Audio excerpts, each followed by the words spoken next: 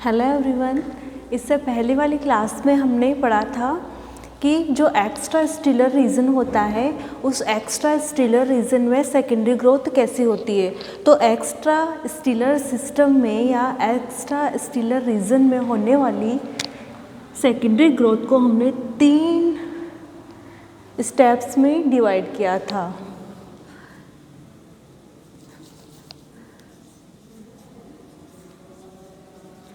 Secondary growth in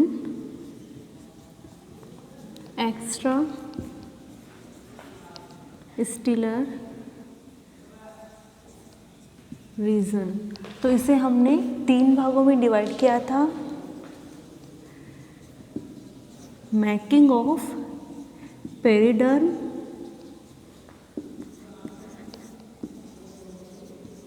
making of bark, and third one is making of lenticles। So कल वाले class में हमने secondary growth जो किस में होती है, एक्स्ट्रा स्टीलर रीजन में। तो एक्स्ट्रा स्टीलर रीजन में होने वाली सेकेंडरी ग्रोथ को 3 टाइप्स में डिवाइड किया था। Making of periderm, making of bark, making of lenticels. जो कल की क्लास थी उसमें मेकिंग ऑफ पेरिडर्म कवर हो चुका था। नेक्स्ट आज जो क्लास है उसमें हम making of bark and lenticels को कवर करेंगे। सो उसमें हमारे लेंटिकल्स से पहले वाला जो पोर्शन था मेकिंग ऑफ पेरिडर्म में, उसमें उसके फंक्शंस रह गए थे कि सेकेंडरी ग्रोथ के समय एक्स्ट्रा स्टीलर सिस्टम में कॉर्क कैम्बियम की सेल्स एक्टिव होती है। ये कॉर्क कैम्बियम की सेल्स पेरेन्काइमेटस होती है जो अंदर की ओर सेकेंडरी कॉर्टेक्स व बाहर की ओर जो अंदर की ओर सेकेंडरी कॉर्टेक्स व बाहर की ओर कॉर्क का निर्माण करती है। तो कॉर्क कैसे होती है, सुबेरिन युक्त होती है। ठीक है, कुछ प्लांट्स में कॉर्क सुबेरिन युक्त होती है। और ये जो कॉर्क कैम्बियम है, इस कॉर्क कैम्बियम का निर्माण अगर कुछ परतों के रूप में हो रहा है तो स्केली कॉर्क का निर्माण होगा, और अगर सतत परतों के रूप में हो रहा है या रिंग के रूप में हो रहा है तो रिंग के रूप में कॉर्क उतरेगी उस प्लांट से। ठीक है, तो जो ये तो हुए इसके फंक्शंस की बात। अब हम आते हैं मेकिंग ऑफ बार्क। तो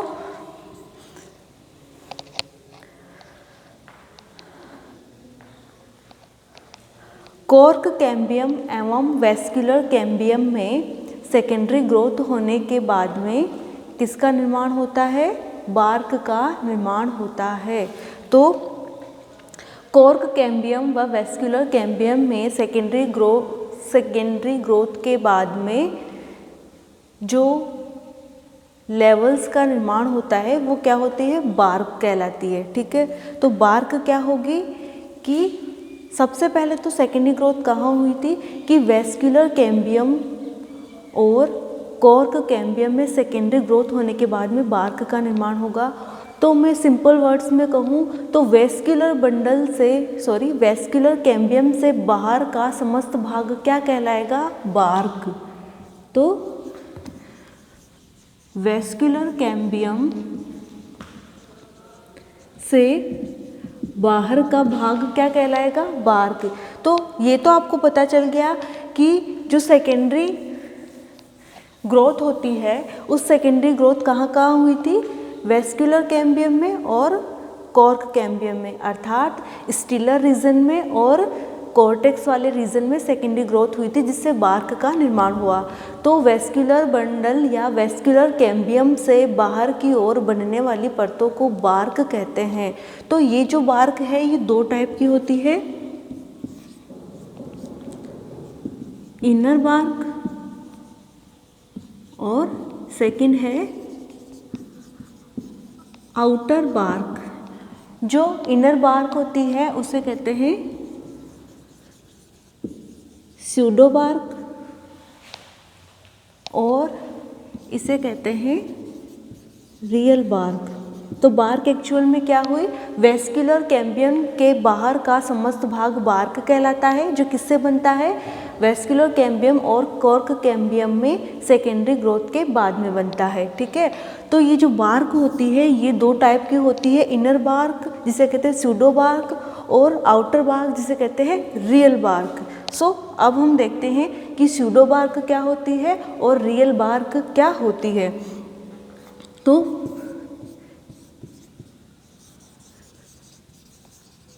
सूडो बार्क या इनर बार्क, तो वेस्कुलर या वास्कुलर कैम्बियम से लेकर कॉर्क कैम्बियम के अंदर तक का भाग क्या कहलाएगा? सूडो बार्क या इनर बार्क। तो वास्कुलर या वेस्कुलर कैम्बियम से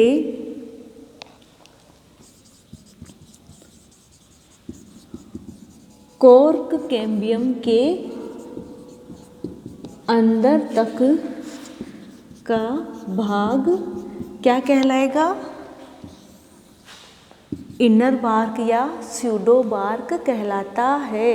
तो सूडो बार्क अगर आपसे कोई पूछे तो क्या होगा कि वेस्कुलर कैम्बियम के बाहर से लेकर कॉर्क कैम्बियम के अंदर तक के भाग को क्या कहते हैं? सूडो बार्क या इनर बार्क। तो इसमें कौन कौन से आ जाएंगे, कौन कौन सी स्टेम की लेयर्स आएंगी वो देखो। इसमें आएगा secondary phloem, primary phloem, pericycle, endodermis, primary cortex, secondary cortex, cork cambium, cork आदि। ठीक है, तो इसमें क्या क्या आएगा?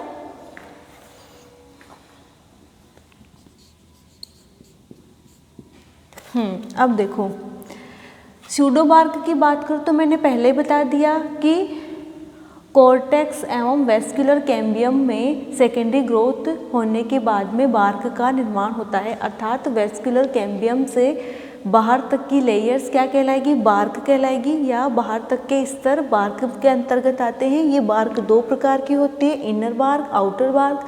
इनर बार्क या सूडो बार्क किसे कहेंगे कि वेस्कुलर कैम्बियम से बाहर से लेके या वेस्कुलर कैम्बियम के बाहर से लेकर कॉर्क कैम्बियम के अंदर तक के भाग को सूडो बार्क कहते हैं। तो सूडो बार्क में कौन कौन सी लेयर्स आ गई? कॉर्क कैम्बियम तक की, तो ये क्या होगी? सूडो बार्क या इनर बार्क। इन लेयर्स में आने वाली जो सेल्स हैं वो कैसी होगी?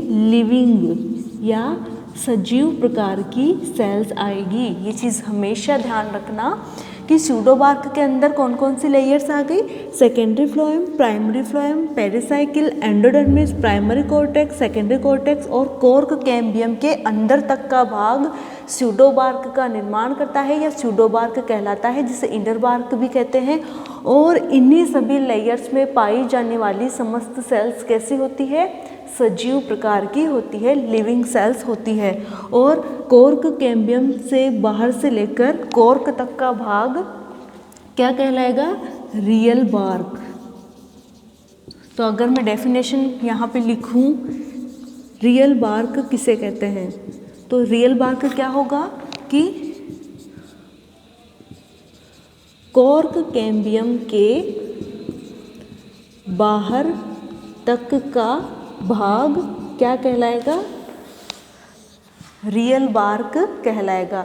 तो अगर आपसे कोई पूछे रियल बार्क क्या होगा, तो वेस्कुलर कैम्बियम से लेकर कॉर्क कैम्बियम के अंदर तक का भाग तो सूडो बार्क कहलाएगा, जिसे इनर बार्क कहते हैं। और इनर बार्क की सभी सेल्स लिविंग होती है, जबकि कॉर्क कैम्बियम से बाहर तक की जो लेयर्स या बाहर तक का जो भाग होता है वह समस्त भाग क्या कहलाएगा? रियल बार्क कहलाएगा।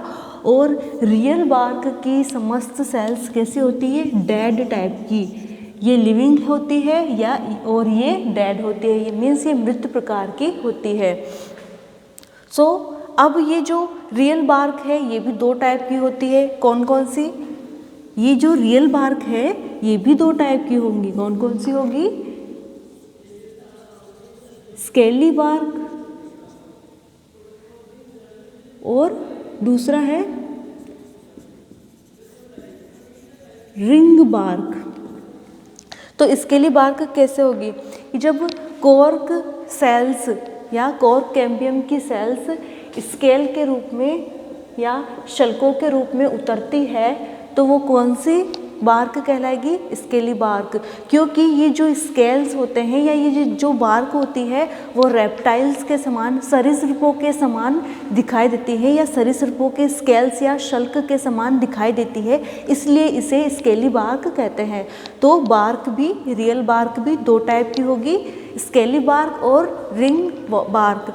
तो स्केली बार्क क्या होगी? ये जो बार्क होती है या ये जो कॉर्क सेल्स होती है वो स्केल्स के रूप में उतरती है या कॉर्क कैम्बियम की सेल्स छोटे छोटे शल्कों के रूप में उतरती है, जो कैसे दिखाई देती है? रेप्टाइल्स या सरीसृपों के स्केल्स के समान दिखाई देती है और छोटे छोटे टुकड़ों के रूप में ये लगी हुई रहती है, छोटे छोटे स्केल्स के रूप में या छोटे छोटे शल्कों के रूप में ये लगी हुई रहती है, इसलिए इन्हें स्केली बार्क कहते हैं। फॉर एग्जाम्पल नीम, बरगद आदि। तो नीम, खेजड़ी, बरगद, इनमें जो बार्क लगी हुई होती है वो स्केल्स के समान होती है, शल्कों के समान होती है और छोटे छोटे टुकड़ों के रूप में लगती है, इसलिए इन्हें स्केली बार्क कहते हैं। ठीक है। अब देखो रिंग बार्क। रिंग बार्क क्या होती है? ये जो बार्क होती है उसमें जो कॉर्क कैम्बियम होती है वो पेपर नुमा होती है, या जो कॉर्क सेल्स होती है वो कैसी होती है? पेपर नुमा।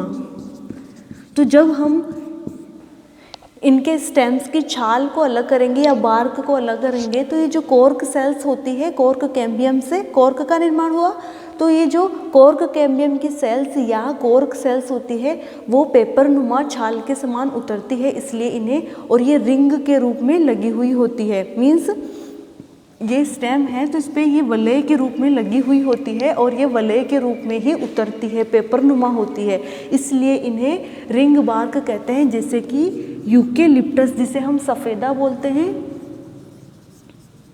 तो ये है यूकेलिप्टस या सफ़ेदा का प्लांट।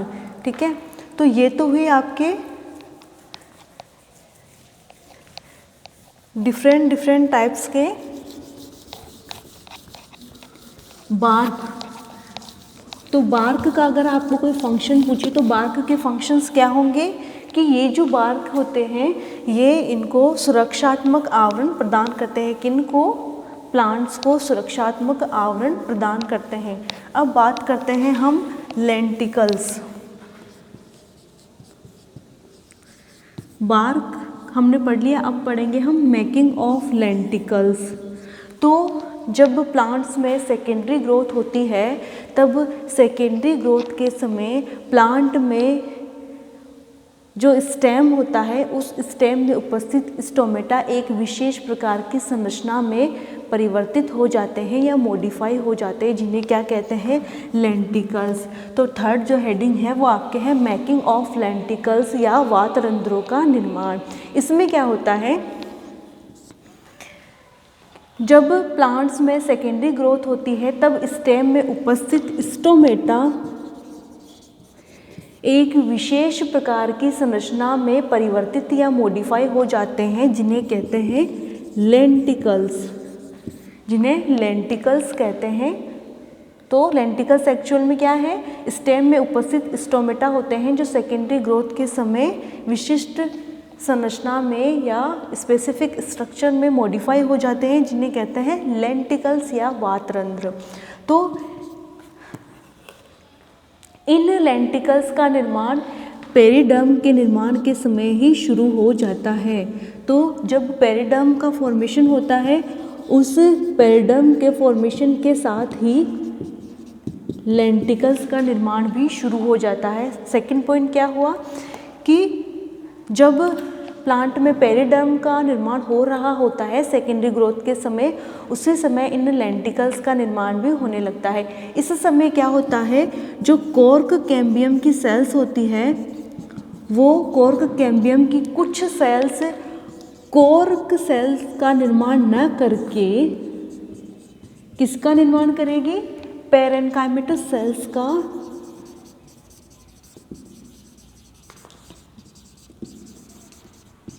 निर्माण करेगी। तो लेंटिकल्स का निर्माण कैसे हुआ कि जब प्लांट्स में सेकेंडरी ग्रोथ हो रही होती है, कॉर्क कैम्बियम एक्टिव होती है, तब क्या होता है कि ये जो कॉर्क कैम्बियम की सेल्स होते हैं, ये कॉर्क कैम्बियम की सेल्स कॉर्क सेल या ये जो कॉर्क कैम्बियम की कुछ सेल्स होती है वो कॉर्क कैम्बियम की कुछ सेल्स कॉर्क सेल्स न बना करके पेरेन्काइमेटस सेल्स का निर्माण करती है। ये जो पेरेन्काइमेटस सेल्स होती हैं इन्हें कहते हैं कॉम्प्लीमेंट्री सेल्स या पूरक कोशिकाएं। तो सेकेंडरी ग्रोथ के समय पेरिडर्म के निर्माण के साथ ही लेंटिकल्स का निर्माण होना शुरू हो जाता है। जो कॉर्क कैम्बियम की कुछ सेल्स होती है वो कॉर्क कैम्बियम की कुछ सेल्स उस वक्त, या मैं यूँ कहूँ कि कॉर्क कैम्बियम की कुछ सेल्स कॉर्क सेल्स ना बना करके पेरेन्काइमेटस सेल्स बनाती है। ये जो पेरेन्काइमेटस सेल्स होती है इन्हें कॉम्प्लीमेंट्री सेल्स या पूरक कोशिकाएं कहते हैं। ये पूरक कोशिकाओं के ऊपर उपस्थित जो एपिडर्मिस है वो एपिडर्मिस फट जाती है, और जब एपिडर्मिस फट जाएगी तो गहरे धसे हुए गड्ढे दिखाई देते हैं जिन्हें लेंटिकल्स कहते हैं। तो ये समझ में आ गया लेंटिकल्स क्या होता है कि ये जो कॉम्प्लीमेंट्री सेल्स होती है, इन कॉम्प्लीमेंट्री सेल्स के ऊपर उपस्थित एपिडर्मिस की सेल्स फट जाती है। फट जाने के कारण गहरे धसे हुए गड्ढे दिखाई देते हैं। इन धसे हुए गहरे गड्ढों को क्या कहते हैं? लेंटिकल्स कहते हैं। तो लेंटिकल्स क्या होते हैं समझ में आ गया। तो ये जो गहरे धसे हुए गड्ढे होते हैं इन्हें लेंटिकल्स कहते हैं। और लेंटिकल्स की स्ट्रक्चर की अगर मैं बात करूँ तो बाइकॉन्वेक्स होते हैं, द्विउत्तल टाइप के होते हैं। तो ये जो लेंटिकल्स होते हैं वो कैसे होते हैं? गहरे होते हैं, गहरे गड्ढे होते हैं। उसके अलावा ये बाइकॉन्वेक्स या द्विउत्तल टाइप के और उठी हुई संरचनाएं होती हैं। इन संरचनाओं का निर्माण कैसे होता है? क्योंकि जब कॉम्प्लीमेंट्री सेल्स की संख्या बढ़ जाती है तब कॉम्प्लीमेंट्री सेल्स की संख्या बढ़ने से एपिडर्मिस पर दबाव लगता है, और जब एपिडर्मिस पर दबाव लगेगा, दबाव लगने के कारण एपिडर्मिस फट जाती है और एक खुली चौड़ी संरचना बन जाती है जिसमें बहुत सारी कॉम्प्लीमेंट्री सेल्स प्रेजेंट होती है, जिसके कारण ये एक उभरी हुई संरचना के समान तने पे दिखाई देती है। कुछ प्लांट्स में ऐसे होता है, जनरली ये स्टेम पे ही बनते हैं या रूट पे ही बनते हैं, लेकिन कुछ फ्रूट्स में भी लेंटिकल्स का निर्माण देखा गया है। तो जनरली हम देखते हैं कि स्टेम पे हम लेंटिकल्स का निर्माण देखते हैं, लेकिन नहीं, लेंटिकल्स स्टेम के अलावा रूट पे भी बनते हैं, और रूट के अलावा कुछ फ्रूट्स पे जैसे कि नाशपाती, एप्पल पर भी लेंटिकल्स का निर्माण देखा गया। और अगर हम लेंटिकल्स के स्ट्रक्चर की बात करें तो ये गहरी धसी हुई गड्ढे नुमा संरचना होती है जो द्विउत्तल प्रकार की होती है। इनका जो मुख होता है या जो माउथ होता है वो चौड़ा होता है, गहरा गड्ढा होता है, और उसमें बहुत सारे कॉम्प्लीमेंट्री सेल्स उपस्थित होने के कारण वो संरचना उभरी हुई प्रकार की दिखाई देती है, जिसमें ये कॉम्प्लीमेंट्री सेल्स प्रेजेंट होती है। कुछ प्लांट्स में जब स्टोमेटा बंद होते हैं उस समय ये ट्रांसपिरेशन या वाष्पोत्सर्जन का कार्य भी करते हैं। जब पत्तियों के स्टोमेटा बंद होते हैं तब ये लेंटिकल्स ट्रांसपिरेशन करते हैं, तो इनके द्वारा होने वाला ट्रांसपिरेशन 1 से 2% होता है, जिसे लेंटिक्यूलर ट्रांसपिरेशन या वातरंध्रीय ट्रांसपिरेशन कहते हैं। ये लेंटिकल्स एक और काम में आते हैं, ये क्या करते हैं? गैसीय विनिमय के काम में भी आते हैं। और अगर इसकी मैं संरचना की बात करूँ तो इसकी संरचना ऐसी दिखाई देती है। तो ये है इस पे क्यूटिकल, ये अंदर है इसमें एपिडर्मिस, ये इसमें चेक्स वाला पोर्शन है कॉर्क कैम्बियम का, ये है यहाँ पे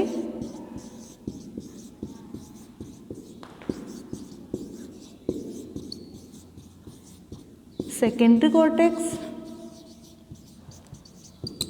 और ये है यहाँ पे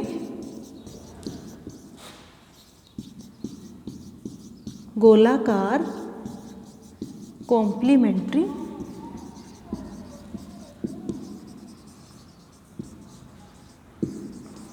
सेल्स।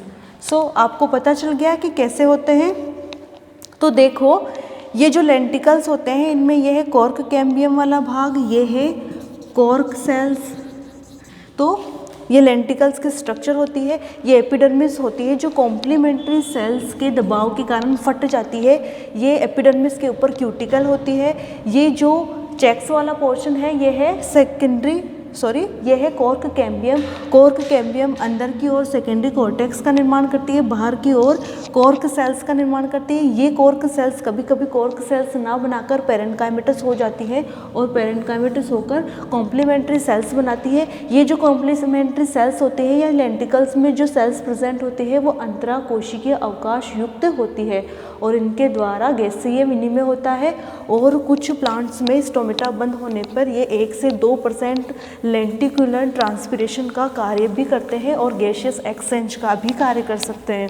और कुछ प्लांट्स में ऐसे होता है कि जो वेसल्स होते हैं सेकेंडरी जाइलम में, जो वेसल्स होते हैं इनका अरेंजमेंट भी कुछ अलग प्रकार का होता है। तो आपके एग्ज़ाम में सेकेंडरी जाइलम में वेसल्स के अरेंजमेंट पे कभी कभी एक क्वेश्चन भी आ जाता है जो शॉर्ट नोट के रूप में आता है। तो वो कैसे आएगा कि जो वेसल्स का अरेंजमेंट होता है